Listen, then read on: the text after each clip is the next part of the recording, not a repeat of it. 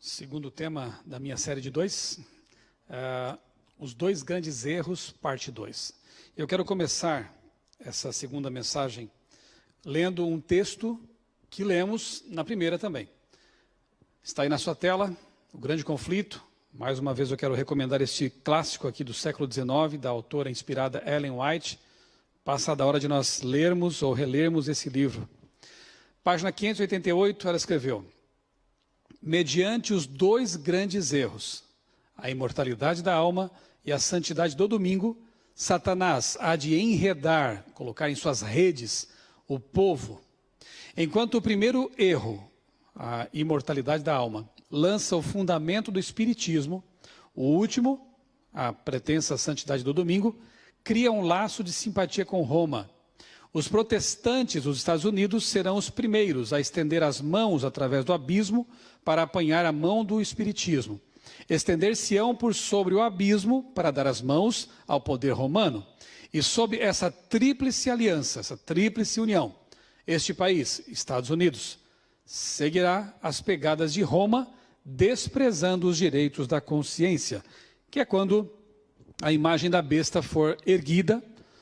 E eu comparei na última palestra, Grandes Erros, parte 1, Daniel 3 com Apocalipse 13, quando essa imagem da besta for reerguida, quando essa união Estado e Igreja de novo acontecer, realmente as consciências serão violadas e haverá uma tentativa de forçar as pessoas à adoração de um poder que não é divino, um poder humano. Por que Ellen White coloca esses dois erros juntos e ela os chama de os dois grandes erros? Porque ambos desafiam o poder de Deus, se você prestar bem atenção. A guarda do domingo, que em Apocalipse 13 constitui a marca da besta, a guarda do domingo é o reconhecimento de que um dia, que não é o aniversário da criação da vida no mundo, seria um dia sagrado. E você pode ler a Bíblia de ponta a ponta, de capa a capa, e você não vai encontrar um versículo sequer sustentando essa ideia de que Deus teria transferido um aniversário para outro dia. Nem Deus pode agir de forma ilógica, não é verdade? Se nós temos o dia de aniversário, é aquele dia, não pode ser outro. Nem Deus violaria aquilo que Ele mesmo fez ao descansar, santificar e abençoar o sétimo dia da criação. Portanto, é um grande erro. E ao aceitar conscientemente esse erro, porque há muitas pessoas que, claro, elas até já morreram crendo que fizeram o que era correto, portanto, Deus vai julgar as pessoas de acordo com a luz que elas possuem. Deus não pode julgar, por exemplo, um índio que vive isolado numa floresta tropical, cobrar dele um conhecimento que ele não teve. Deus vai julgá-lo de acordo com a luz que chegou até ele e a obediência que ele prestou a essa luz. Por isso que a Bíblia diz que a quem muito foi dado, muito será cobrado. Hoje estamos tendo acesso a muito conhecimento da palavra de Deus, louvado seja Deus por isso. Hoje, um sermão como este pode alcançar milhares de pessoas ao mesmo tempo. Deus está permitindo que a sua luz alcance as pessoas em todos os cantos do mundo. Deus está permitindo que a sua verdade entre em seu lar, em sua mente. E Ele pede carinhosamente que você a considere. Ele pede que você abra o coração, que você abra a porta da sua vida, da sua mente, da sua casa, para que a verdade entre e faça ali o trabalho que ela tem que fazer. Infelizmente, esses dois grandes erros alcançaram o planeta. E a imortalidade da alma, essa ideia que não é bíblica também, você pode ler a Bíblia de ponta a ponta, de capa a capa, e você não vai encontrar um versículo que diga que o ser humano é inerentemente imortal. Jamais. Nós dependemos de Deus, a fonte de vida, para ser imortais, um dia. Desconectados dessa fonte, nós não temos vida. A vida que nós temos é emprestada. Deus é a fonte de vida. Por isso que Jesus disse: eu sou o caminho, a verdade e a vida. Sem Cristo não temos vida. Por isso que esses dois erros são perigosíssimos. Ambos nos afastam do Deus Criador, do Deus Todo-Poderoso. Quando guardamos o sábado, reconhecemos que precisamos do Criador. Quando guardamos o sábado, esse templo no tempo que chega até nós toda semana. Quando nós santificamos o sábado, nós estamos dizendo para o universo: eu reconheço que Deus é o meu Criador. Eu reconheço minha dependência de Deus. Ele me criou. E quando eu abandono a ideia de que somos imortais e aceito a minha mortalidade, eu estou dizendo também para o universo, eu reconheço que sem Deus eu não sou nada. Que sem Deus eu não posso ser ressuscitado. Que eu preciso dele, a fonte de vida, para um dia viver eternamente. Veja, dois grandes erros, são coisas diferentes, mas que se parecem muito no âmago de ambas, porque elas nos afastam do Deus Criador. Sabem, existe uma praga hoje, eu vou chamar assim, eu vou chamar a coisa de praga, e não quem segue essa coisa de qualquer outra coisa ruim, né? Repito, quando falamos aqui sobre bestas, sobre poderes, sobre enganos, não estamos com isso falando mal de pessoas. Eu vivi 18 anos da minha vida acreditando em muitas coisas que não tem nada a ver com o que eu creio hoje. Mas eu sei que Deus olhava a minha sinceridade. Até meus 18 anos eu fui evolucionista, marxista. Graças a Deus a verdade do Evangelho me alcançou. E eu pude abandonar ideias que hoje eu sei me afastavam de Deus. Mas eu creio que eu era sincero naquele momento, assim como o apóstolo Paulo, quando Saulo também foi sincero. Portanto, por favor, querido, não entenda esses estudos que estamos fazendo aqui nesta vigília como um ataque a você. Não se trata disso. Não entenda isso como uma crítica à sua pessoa. Deus ama você e sabe muito bem separar você das suas ideias. Como nós também queremos fazer aqui. Mas eu não posso deixar de falar o que está na Bíblia, eu não posso deixar de falar de sistemas, de poderes, de estruturas que infelizmente estão obscurecendo a verdade divina. E uma delas, que eu acabei de chamar de praga, tem o nome de evolucionismo teísta. Satanás é muito esperto. Ele sabe que algumas pessoas não vão conseguir abandonar Deus com ideias naturalistas ou ateístas. Então o que ele faz? Ele tenta mesclar verdades com engano. E muitas vezes com isso ele ganha mais terreno, e isso é até mais perigoso. Quando ele mistura a verdade com o erro, as pessoas não conseguem talvez discernir. E o evolucionismo teísta prega que, ok, Deus existe, se você o aceita, ele existe, mas ele não criou a vida como está ali em Gênesis. Adão e Eva, como eu disse na palestra número 1, eles eram apenas figuras mitológicas. Eles eram apenas parte de um conto da carochinha. Deus criou a primeira forma de vida, talvez uma protocélula ou coisa parecida. E essa protocélula foi evoluindo naturalmente, por processos naturais, mutações filtradas por seleção natural. E com isso Satanás derruba o relato da criação. Lá onde estão contidas as instituições sagradas do casamento e do sábado. E com isso vemos a bagunça que há no mundo hoje.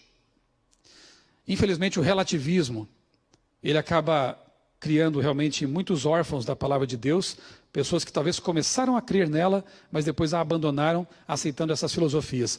O evolucionismo teísta é mistura de má ciência com péssima teologia. Quando você derruba os primeiros capítulos da Bíblia, você derruba ali o plano da redenção. Em Gênesis 3,15 encontramos a primeira profecia messiânica, quando é dito que Cristo esmagaria a cabeça da serpente.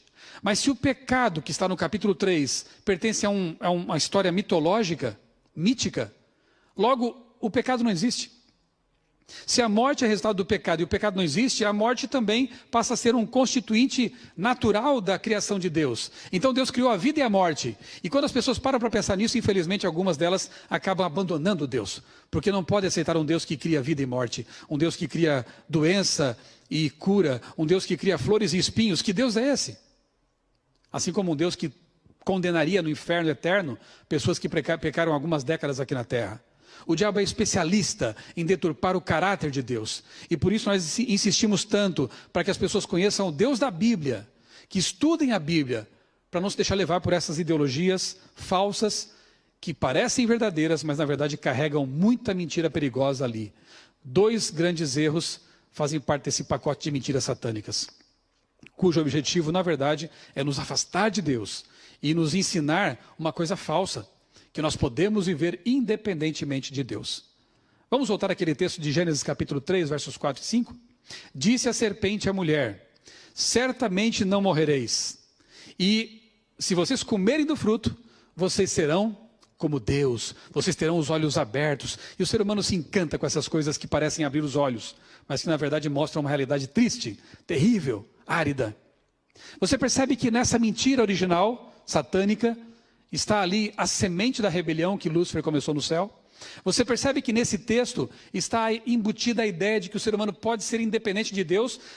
Eva, além de não morrer, porque isso é uma mentira de Deus, você é imortal, você tem uma alma imortal, você pode ser como Deus. Olhe para dentro de si, faça meditação transcendental, busque o Deus interior. Já ouviu essa conversa alguma vez? Interessante que quando as pessoas olham para dentro de si, não encontram Deus, encontram vazio, encontram frustração. Só quando olham para Jesus, contemplam o olhar de Cristo, é que elas encontram a paz. É que as coisas se encaixam e que tudo faz sentido. Não pense que dentro de você existe um Deus.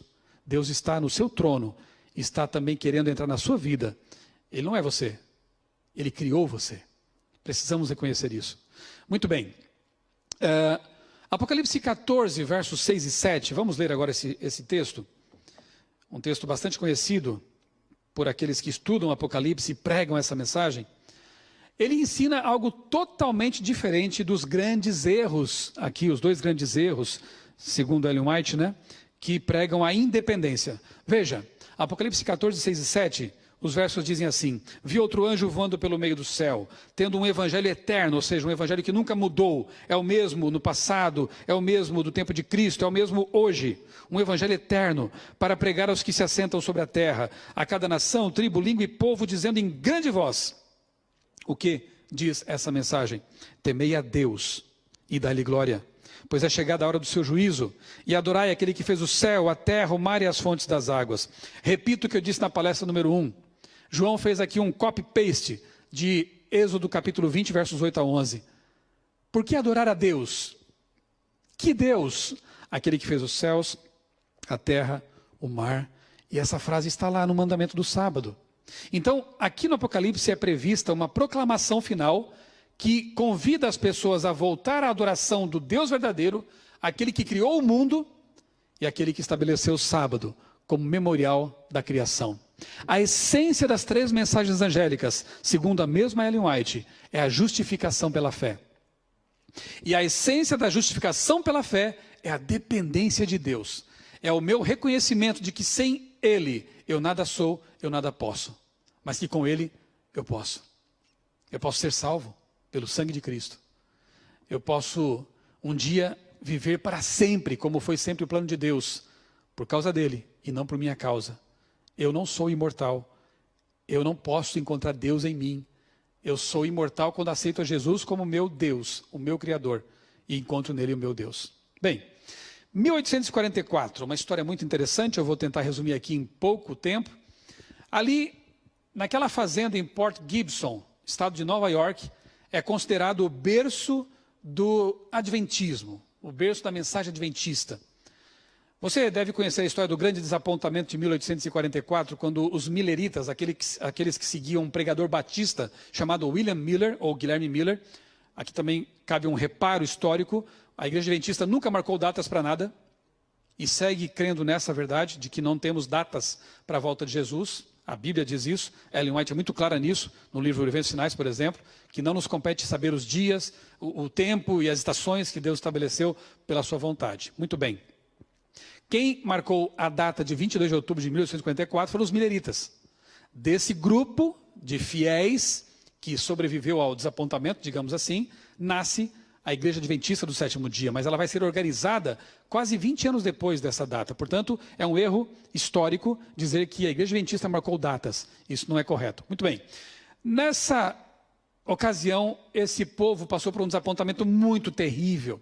Aguardavam Jesus voltar para aquela data, e ele não veio, obviamente. Haviam entendido equivocadamente as profecias de Daniel. E, na manhã do dia 23, um dia após o desapontamento, estavam lá grupos chorando, estavam ali com o coração partido, arrasados. Alguns haviam se despojado de seus recursos para pregar o evangelho. Alguns deixaram de colher as batatas no campo, de colher as suas plantações, porque afinal Jesus voltaria dali pouco tempo. Enfim, foi terrível. Hiram Edson, um homem de Deus, naquela manhã estava procurando os grupos de irmãos com o coração partido para confortá-los, para orar com eles. Enquanto ele caminhava desse local, aí está uma réplica do celeiro que ficava na fazenda dele, a casa está lá, o celeiro é uma réplica.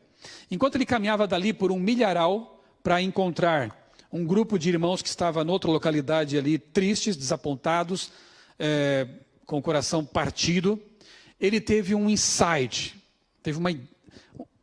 alguns acham que foi até uma visão talvez, enfim. Ele contempla no céu Cristo, passando do lugar santo para o lugar santíssimo do santuário celestial. Não tenho tempo aqui de abordar esse tema maravilhoso do santuário. E seria bom que você estudasse isso, porque realmente lança muita luz sobre vários textos do Novo Testamento.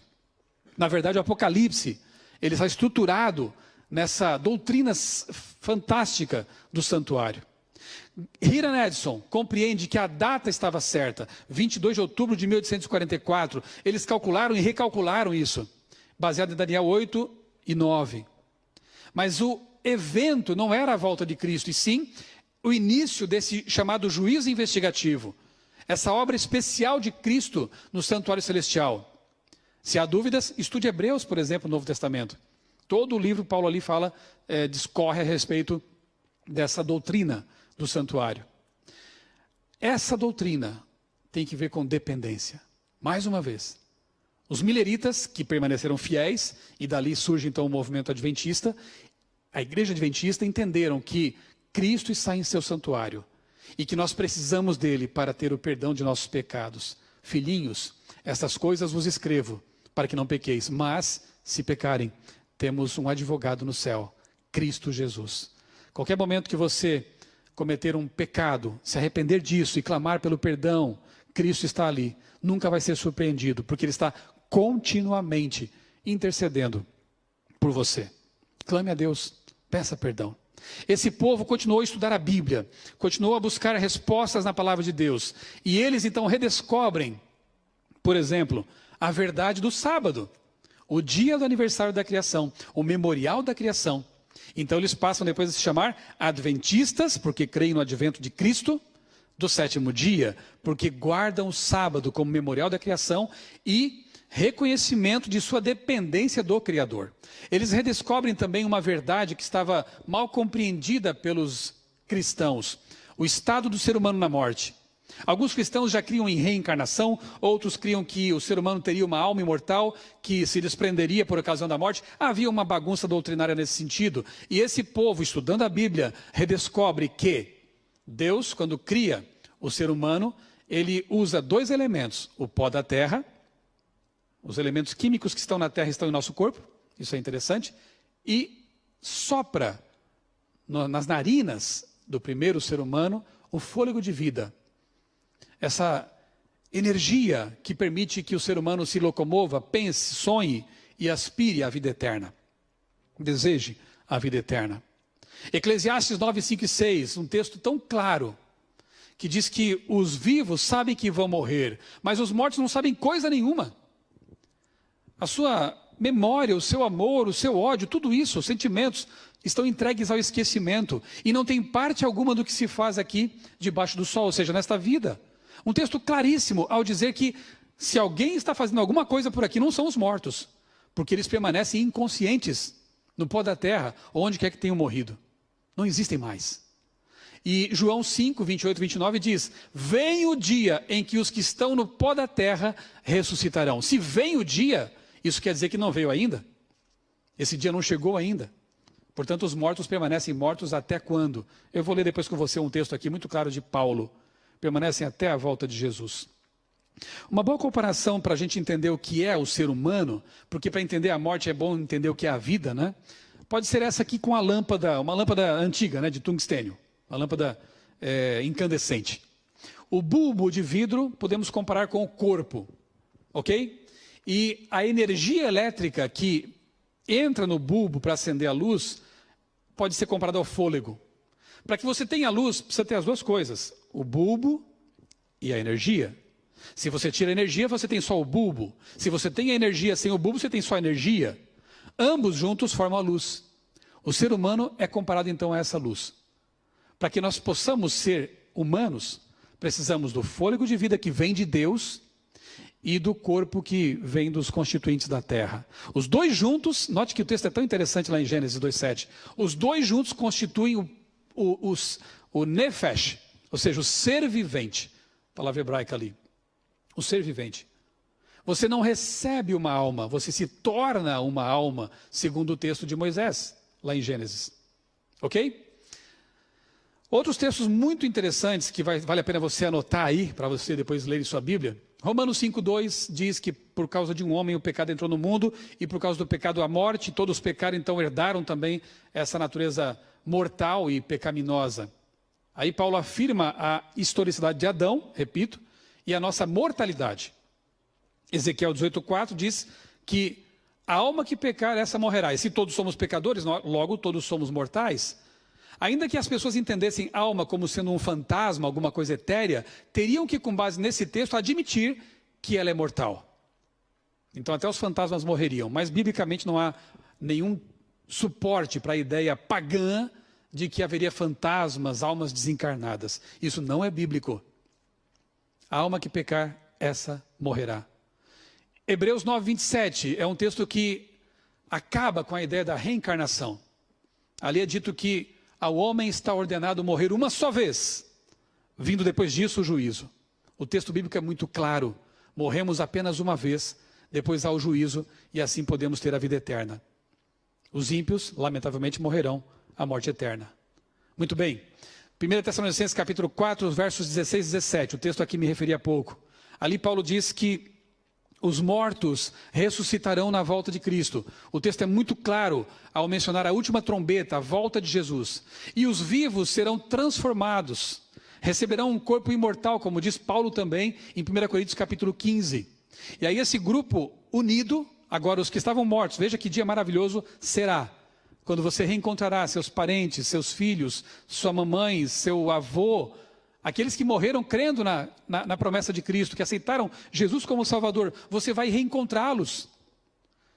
Você não precisa ter medo de que eles vão reencarnar para outro lado e você para outro, ou que você nunca mais vai vê-los. Não, a promessa de Deus é de que eles não estão mais sofrendo, não estão mais lá em algum local olhando para você aqui nesse mundo de terrível sofrimento e injustiças. Eles estão dormindo, eles estão inconscientes, descansando, digamos assim.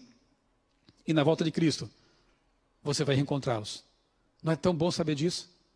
E aí esse grupo de transformados e ressuscitados, um grupo só, são os remidos, encontram Jesus nos ares. Jesus não pisará mais na terra. Jesus não virá para fazer milagres, para morrer de novo. Não, ele vem como o Senhor dos senhores, o Rei dos reis, para no ar, nos ares, resgatar seu povo e os levar para o céu. A promessa está lá em João 14, de 1 a 3. Leia sua Bíblia. Os textos são muito claros em afirmar a nossa mortalidade. E também afirmar que quem aparece, então, portanto, não são os mortos. Lá em 2 Coríntios capítulo 11 e 14, é dito que o próprio Satanás se transforma em anjo de luz para enganar, se possível, até os escolhidos. Né? E Apocalipse 12, 7 a 9, afirma ali que anjos foram expulsos do céu juntamente com Lúcifer. São esses demônios que simulam pessoas que morreram. São esses demônios que querem continuar a mentira do Éden, ecoando a mentira do Éden com fenômenos sobrenaturais, como que dizendo, olha, Deus ainda mente, porque as pessoas morrem e voltam. Não são pessoas que morreram e voltaram. São demônios se fazendo passar por elas. Mas eles podem? Se Satanás pode se transformar até num anjo de luz, coisa que ele não é mais, é muito fácil para ele imitar a aparência, a voz, os jeitos da pessoa, porque ele e seus anjos estão por aí, conhecem essas pessoas. Tem poderes, talvez até psíquicos, enfim. Então, não caia nessa conversa de que mortos voltam. Se você crê na palavra de Deus, na Bíblia Sagrada, você tem que entender isso. Porque Satanás usará esse fenômeno para enganar as pessoas. E eu pergunto, você vai confiar mais em seus sentidos, que podem ser enganados, ou na palavra de Deus, que é eterna e imutável? Confie na Bíblia. Ali há segurança. E creia que o seu querido está aguardando no pó da terra o dia do reencontro. Ao mesmo tempo que Deus suscitou um povo que redescobriu essas verdades maravilhosas na Bíblia, Satanás não ficou parado e tentou fazer o seu espetáculo paralelo. E ele utilizou homens, pensadores, pesquisadores, com ideias que foram contra essa mensagem de dependência de Deus. E eu coloquei 3 figuras aí na tela. Charles Darwin, Karl Marx, os dois barbudos, e o do centro, Allan Kardec. 3 figuras importantíssimas que mudaram os rumos da história e que criaram sistemas filosóficos, religiosos, que lamentavelmente competem com a ideia de dependência. Charles Darwin, chamado pai da teoria da evolução. O evolucionismo, na verdade, é a ideia de que a vida não precisa de Deus. A vida surge, seja no espaço, seja na terra, enfim, ela aparece. É como se houvesse uma propensão inexorável na matéria para que a vida em algum momento apareça. Deus é dispensado, ok? Se você não sabia, saiba agora que o livro Origem das Espécies, a obra mais importante de Charles Darwin, começou a ser escrita em 1844. Olha a coincidência aí, se é que eu posso chamar de coincidência, né? Ele foi publicado em 1859, mas o esboço começa a ser feito em 1844. E Charles Darwin diz isso na primeira edição lá do seu livro, né? No seu livro. Após 5 anos de trabalho, permiti-me especular sobre o assunto e redigi algumas notas breves. Desenvolvi essas notas em 1844, exatamente o mesmo ano em que nasce um movimento de restauração da verdade, de dependência de Deus, que Deus é o Criador. Karl Marx, ele publica seu manifesto comunista juntamente com Friedrich Engels em 1848, apenas 4 anos depois do nascimento da mensagem adventista que aponta para o Criador. Karl Marx, em suas obras, né, o marxismo derivado dele, ensina que a sociedade pode viver sem Deus, que nós podemos assumir as rédeas da sociedade, promover revolução, não a redenção. Na verdade, o grande erro é esse. Não haverá revolução justa enquanto os corações forem injustos. Cristo nunca pregou revolução. Cometem um erro terrível aqueles que tentam colocar sobre Cristo uma capa de revolucionário. Não foi isso. Jesus foi o redentor do mundo. Enquanto não houver conversão do coração, não importa a ideologia, não importa o sistema político, a roubalheira continuará acontecendo. A injustiça continuará acontecendo. Por quê? Porque o coração não convertido é mau. É injusto, é desonesto e é corrupto.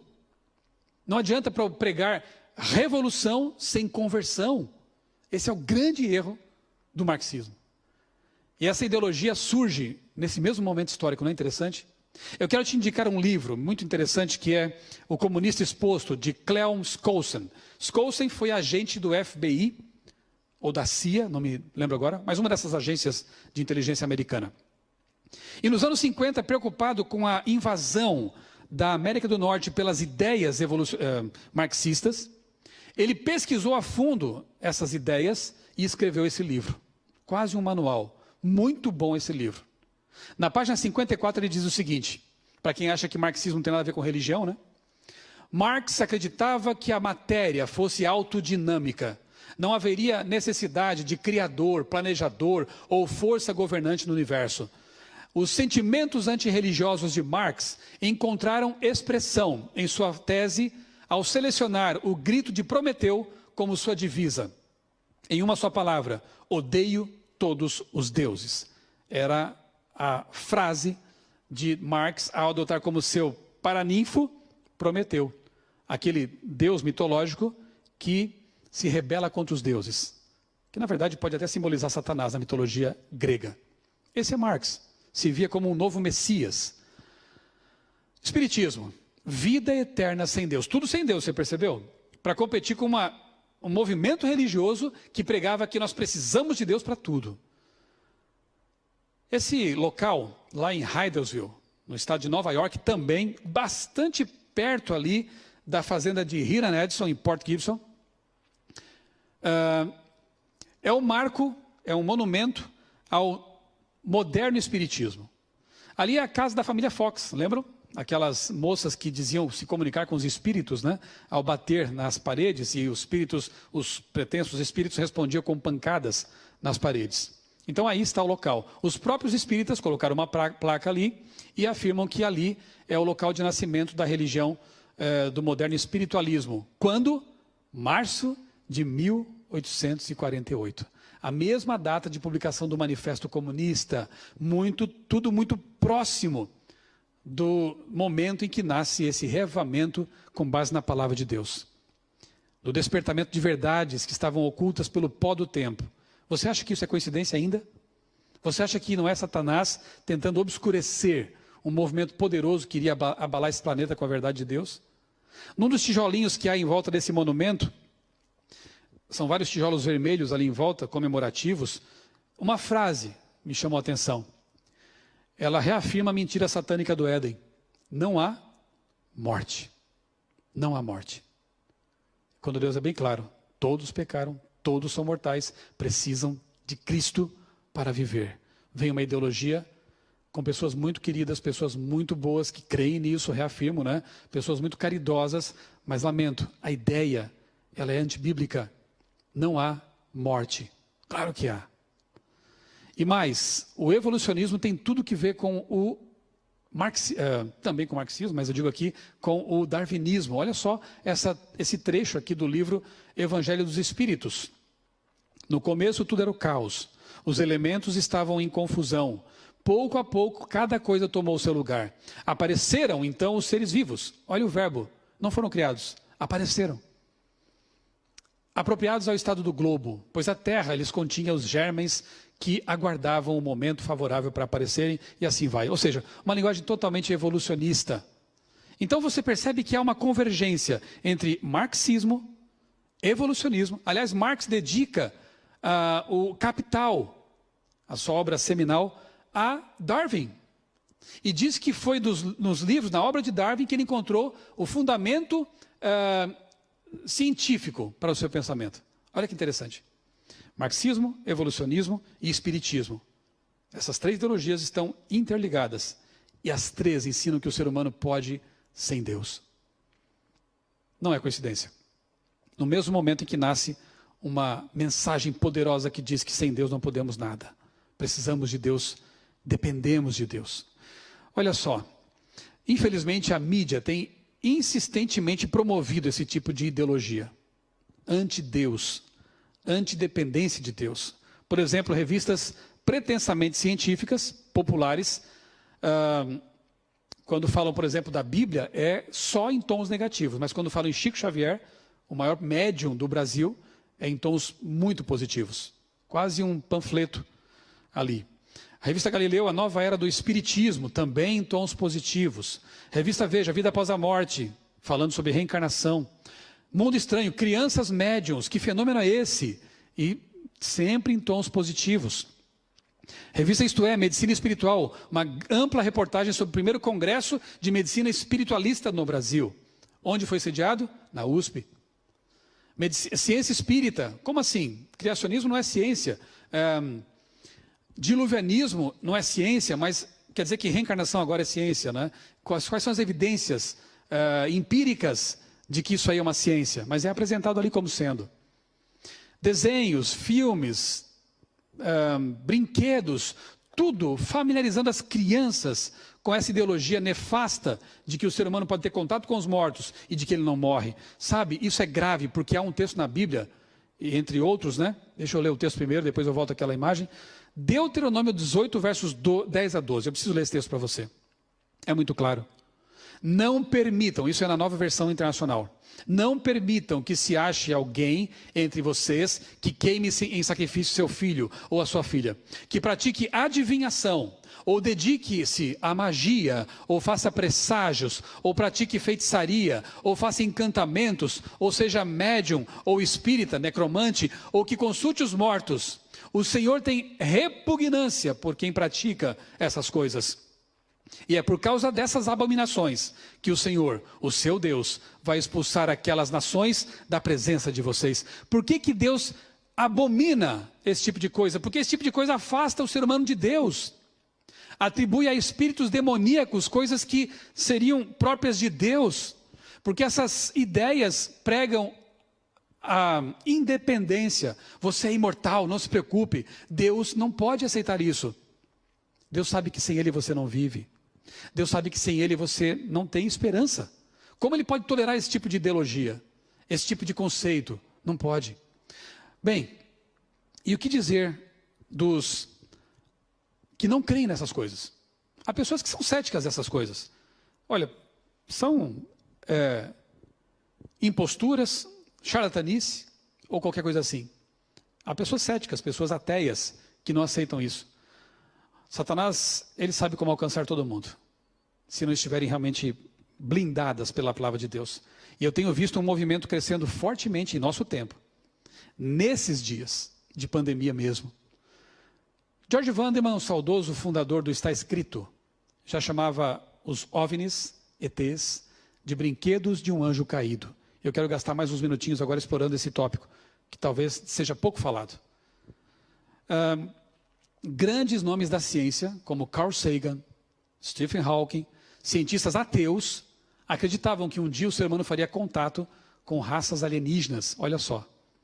Morreram crendo nisso e morreram frustrados porque não aconteceu. Carl Sagan chegou a escrever um livro chamado Contato, cuja história é justamente esse primeiro momento em que a humanidade vai se dar conta de que não está sozinha, de que existem seres alienígenas, né? Veja, a Bíblia fala desse tema de uma outra forma, mas a mídia fala de ETs diferentes. Então, não tenho tempo também para explorar isso aqui, né? Mas não estamos negando aqui o fato de que há mundos não caídos. Mas não são esses ETs de anteninha verde que a mídia apresenta por aí, né? Outro aí está o Stephen Hawking, né? Que usou parte de seu dinheiro para financiar programas de busca de vida extraterrestre. Eu li a biografia dele e cheguei a ficar muito triste com algumas coisas que eu encontrei ali. Esse homem teve contato com a palavra de Deus, aparentemente rejeitou. Não aceitava Deus como Criador, mas aceitava que um dia poderia fazer contato com ETs. E quem sabe até tirá-lo daquela situação em que ele viveu. Uma doença terrível que levou sua vida, né? A esclerose lateral, amiotrófica. Veja só, revista Galileu, aquela que quando fala de Bíblia é para detonar, né? A sua religião está pronta para lidar com alienígenas? Eles nem mais colocam como uma possibilidade, eles afirmam isso. Se um dia encontrarmos ETs, a sua religião está preparada para isso? Olha só. Esse foi diretor do Observatório do Vaticano, é um padre jesuíta chamado José Gabriel Funes, e ele dizia que um dos propósitos do Observatório do Vaticano é encontrar o irmão extraterrestre. Veja só. Ou seja, os cientistas do Vaticano, os astrônomos, padres, acreditam que um dia faremos contato. O atual diretor desse observatório lá do Vaticano, o Guy Consolmagno, escreveu um livro com o título Você batizaria um extraterrestre? Olha que interessante, mas depois ele fala assim numa entrevista. Bem, na verdade eu creio que talvez nós tenhamos que ser batizados por eles. Porque a ideia de que eles irão trazer revelações que podem até jogar por terra tudo que a gente acredita sobre o Evangelho. Quando eu li isso, eu lembrei na hora de Gálatas, capítulo 1, se eu não me engano, em que Paulo diz assim, mesmo que um anjo do céu venha trazer um evangelho diferente do que nós temos aqui na palavra de Deus, seja maldito, seja anátema. Como que eu posso aceitar que pretensos extraterrestres, na verdade não são pretensos, são extraterrestres, porque são anjos caídos, vieram de fora da terra, estão aqui confinados há milênios, portanto são também extraterrestres, mas enfim. Como que eu posso aceitar que esses pretensos ETs ensinem coisas contrárias à Bíblia? Preguem doutrinas contrárias à Bíblia. Veja agora como a convergência vai acontecendo. Revista UFO, uma das mais importantes nesse campo da ufologia, tratando de assuntos ligados a espiritismo. A abdução da alma, uma ponte entre a ufologia e o espiritismo. E essas matérias dizem que os tais OVNIs, né, os tais extraterrestres, não estão mais tão preocupados com o nosso corpo, eles estão mais preocupados com a nossa alma imortal. E aí, assim como acontece uma convergência entre marxismo, espiritualismo e evolucionismo, você começa a perceber uma convergência também entre ufologia e espiritualismo. É muito simples, porque a mente por trás de tudo isso é a mesma. Agora só lhe basta costurar tudo, alinhavar tudo para o engano final. Mas que engano final é esse? Já chego lá. George Vanderman, Roger Murnau, autor, entre outros, desse livro aí da CPB, um livro muito interessante e revelador, Viagem ao Sobrenatural, falava também sobre essa artimanha satânica de se valer desses supostos OVNIs para enganar as pessoas que não aceitam outras coisas. E, mais uma vez, a indústria cultural tem dado sua parcela de colaboração para propagar essa mentira. Quantos filmes, desde o ET, que eu, quando criança, assisti no cinema lá, bem pequeno, né? Quando não era ainda adventista, e achava que tudo era uma maravilha, era verdade. Quando eu vi o ET indo embora e falando que estaria para sempre com eles, hoje eu vejo como é uma cópia do Evangelho, na verdade. Um ET que vem, que cura, que ajuda, vai embora e diz que vai estar para sempre com eles. Veja que plágio da palavra de Deus. De lá para cá, quantos filmes com a temática extraterrestre? Muitos. E geralmente a ideia é essa: são avançados, são superiores, são evoluídos e podem nos ajudar. Quem sabe até curar uma pandemia, quem sabe, né? Bem, olha só, notícias recentes. Essa aí faz, acho que uns 2 anos. Aumento de OVNIs avistados nos Estados Unidos leva a Marinha a estabelecer protocolo de registro. Até então, a Marinha norte-americana procurava ignorar esse assunto. Não toque nisso, não fale disso. Agora, como tem aumentado tanto os avistamentos de supostos OVNIs, o protocolo é: registre, anote tudo, porque se nós tivermos que enfrentar alguma coisa, nós temos algumas informações. Olha só. E agora, mais recentemente ainda, vídeos do Pentágono que mostram OVNIs são reais, diz Marinha Americana. Alguns anos atrás, pilotos militares conseguiram filmar objetos estranhos, com movimentos muito estranhos. E, claro, isso ficou em segredo e tudo mais, mas até que esses vídeos vazaram e o Pentágono teve que admitir que são reais. Não são CGI, não são montagem ou coisa parecida. Repito, esse assunto tem crescido. Claro que por causa da pandemia, a gente só vê isso na TV o tempo todo, né? Covid-19. Mas tem muita coisa acontecendo, irmãos, nesse mesmo momento. Incidência de terremotos, pragas, vespas gigantes invadindo os Estados Unidos, pragas de gafanhotos na África. O mundo já está em crise. Imagine se houver uma crise alimentar maior ainda. O mundo vai clamar por solução. O mundo vai clamar por alguém que nos tire desse atoleiro.